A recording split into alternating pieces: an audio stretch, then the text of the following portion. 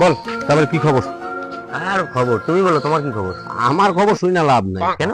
কাজ নেই, কর্ম নেই, হাতে টাকা পয়সা নেই, সংসারে নানান রকম প্রবলেম, এর মধ্যেই আছি আর কি। বলো।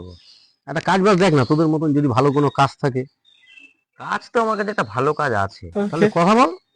কথা বলবো। তার আগে একটা ব্যাপার আছে। ব্যাপারটা হচ্ছে এটাই, তোমাকে আমার একটা কোশ্চেন করার আছে। সেই কাজটা যে তুমি যোগ্য, সেটার জন্য আমার তোমার কাছে একটা কোশ্চেন আছে। সেই কোশ্চেনটা যদি তুমি উত্তর দিতে পারো, তাহলে এই কাজটা আমি তোমাকে করে দিতে পারি। এটা তো সহজ ব্যাপার, তুই অন্য জায়গায় ইন্টারভিউ দেওয়ার থেকে তুই প্রশ্ন করবি, আমি উত্তর দিতে পারবো, আমার কোনো টেনশন থাকবে না। বল কর। তাহলে প্রশ্নটা করি। কর। কদিন আগে কাশ্মীরে তো জানোই যে হ্যাঁ অ্যাটাকটা হয়েছিল। হ্যাঁ হ্যাঁ, শুনেছি আমি।